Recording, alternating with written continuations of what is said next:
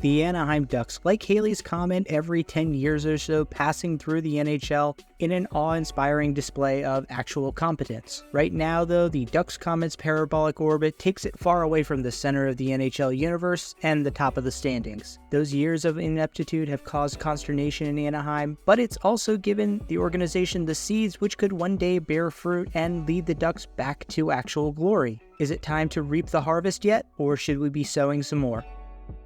I admit it. Last year was rough. The Ducks were about as bad as most people expected, finishing third worst in the Western Conference, ahead of only the Blackhawks and Sharks. The Ducks actually started off last season pretty decently, going 5-4 in the month of October, but it was a couple of very rough months in November and December, including a stretch where they only won 1 out of 14 games that basically ended their season. As a result, the second half of the season was all about the youth movement in Anaheim as they tried to get their younger players some more valuable playing time while moving off of older veterans that they could, like the recently acquired Ilya Lyubushkin and the aging Adam Henrique, who promptly pulled a Grandpa Joe and sprang up into a form somewhat resembling his prime in Edmonton. But they held on mostly to their young core, added some interesting prospects, and some picks that would continue to help them load up for whenever that inevitable run back to the playoffs starts. Don't rush yourselves though, Ducks. It's only been about 6 years since you last made the playoffs. Greg Cronin returns after his first year as head coach of the Anaheim Ducks and in the NHL in general. The 23-24 campaign was hardly a rousing success for Cronin, but he still managed to coach circles around his predecessor Dallas Eakins. With a 27-50-5 record, there's nowhere to go but up for the Ducks and Greg Cronin this year. He's probably in a pretty safe spot, especially with expectations for the Ducks continuing to be so low. He inherited a pretty big mess, and this team just doesn't have the young pieces that you would expect of a team that's looking to make a big leap, looking at you Blackhawks. So for Cronin this year, the name of the game is going to be development and improvement. You want to see some of those young players taking the next steps, and you want to see the Ducks as a whole getting better, both in the standings and in terms of their discipline. They were the second most penalized team in the NHL last year, which is something most coaches would probably want to see get toned down a little bit. You're a star, you're on top, somebody bring you some ham. You should kill yourself.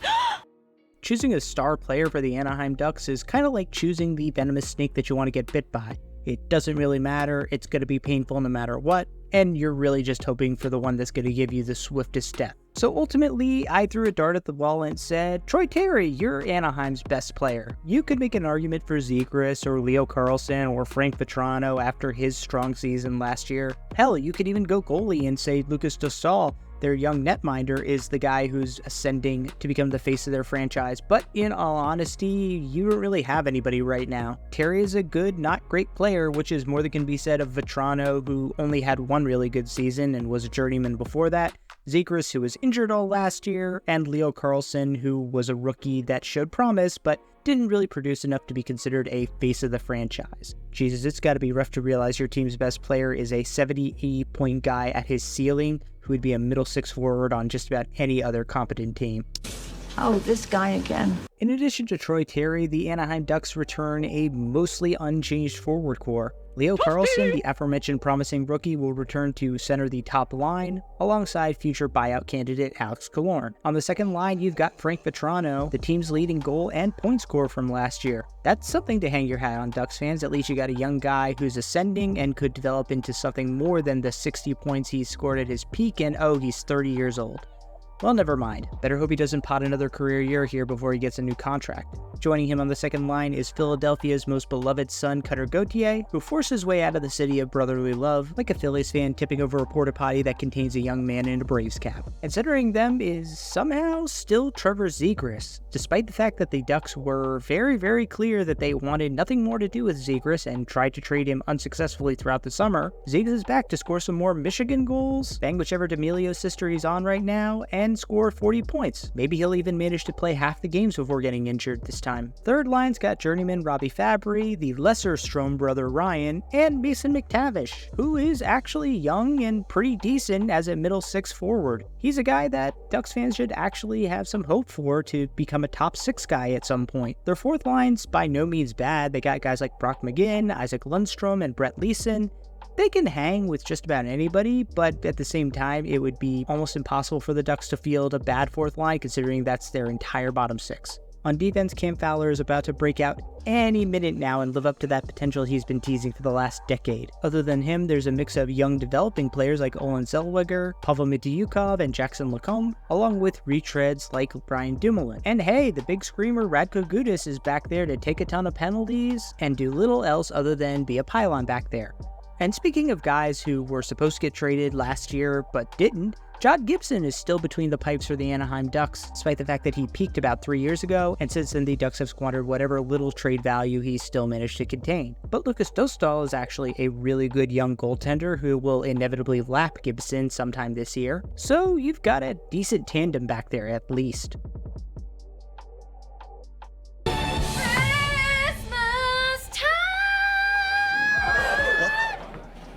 Oh, Britta's in this? Ducks fans, do you actually want me to stand up here for a few minutes and talk about how Robbie Fabry and Brian Dumoulin were big acquisitions for the Ducks this offseason? No? Okay, but let's be fair to the Ducks, they did actually add some significant pieces. They had the number 3 overall pick in the draft, after all, and they used it on Beckett Seneca? Pick so wild that it shocked even him? Look, you guys dodged a bullet last year when Adam Fantilli went down, meaning we can't immediately say that the Leo Carlsson pick was a bad one, but taking a guy who was projected to go middle of the first round at 3rd overall, Pat Verbeek, you got balls, I'll give you that. I just worry that you're sticking him in a crocodile's mouth. However, you did manage to snap up Stian Stolberg later in the first round and Lucas Pettersson in the 3rd. Both of those I think are pretty solid picks, so hopefully this draft won't turn out to be a total bust for the Ducks. That's not bad. Frank Vetrano was a great story last year, and I really want to see Cutter Gauthier develop to stick it to Philly even more. That's about it. I don't know, the most interesting thing about this team is Trevor Zegras might take some of his teammates out, and one of them might start banging Addison Ray.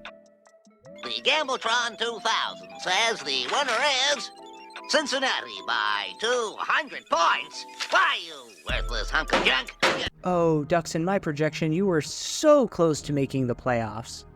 Okay, that's a lie. You were not close at all, but you're better than the Sharks and the Blackhawks again.